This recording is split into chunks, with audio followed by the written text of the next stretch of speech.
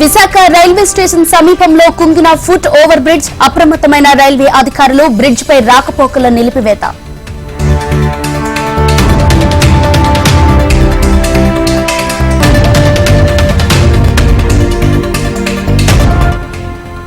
జనసేనకు రాజీనామా చేసిన పోతిన మహేష్. విజయవాడ పశ్చిమ సీట్ ఆశించిన మహేష్.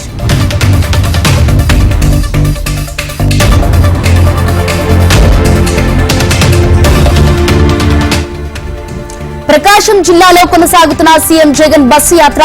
వెంకటాచలంపల్లిలో పింఛన్ లబ్ధిదారులతో జగన్ ముఖాముఖి.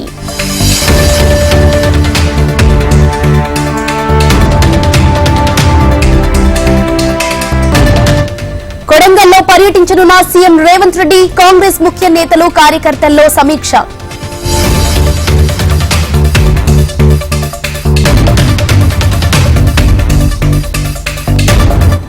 తెలంగాణ సీఎం రేవంత్ రెడ్డికి హరీష్ రావు లేఖ. పొద్దుతిరుగుడు పంటను కొనుగోలు చేయాలని కోరిన మాజీ మంత్రి.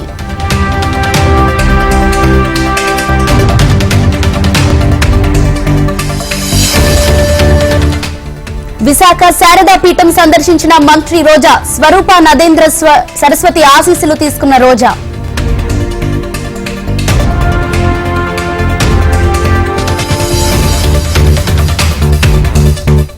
మాజీ ఎమ్మెల్యే షకీల్ కొడుకుకు ఈ నెల 22 వరకు రిమాండ్. రాహిల్ ను చెంచల్గూడ జైలుకు తరలించిన పోలీసులు.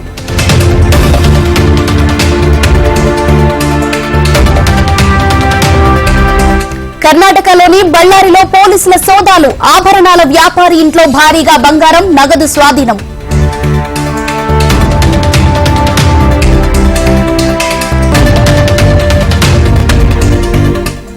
బీఆర్ఎస్ ఎమ్మెల్సీ కవితకు దక్కని ఊరట. మధ్యంతర బెయిల్ నిరాకరించిన కోర్టు.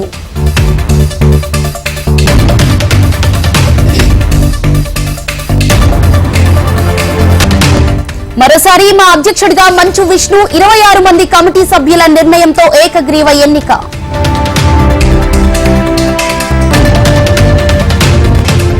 శ్రీశైలం మహాక్షేత్రంలో ఉగాది మహోత్సవాలు. ఇవాళ సాయంత్రం స్వామి అమ్మవార్ల గ్రామోత్సవం.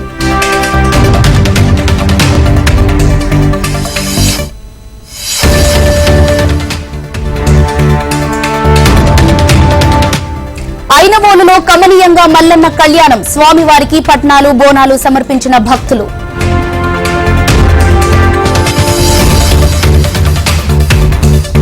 భద్రాచలం ఆర్టీసీ ఇన్గేట్ దగ్గర 25 కిలోల గంజాయి పట్టివేత. 2 వ్యక్తులను అదుపులోకి తీసుకున్న పోలీసులు.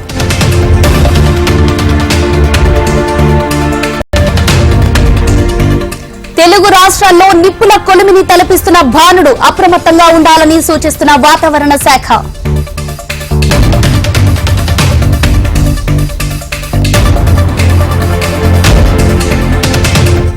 మండుతున్న ఎండలకు అల్లాడుతున్న మూగజీవాలు. విశాఖ జూ పార్క్ లో వన్యప్రాణుల సంరక్షణకు ప్రత్యేక చర్యలు.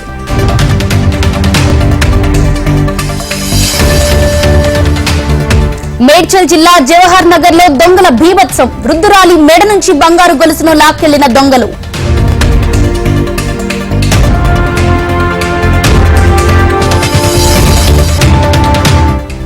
ఊరమాస్గా పుష్ప 2 టీజర్. అమ్మవారి గెటప్ లో అల్లు అర్జున్.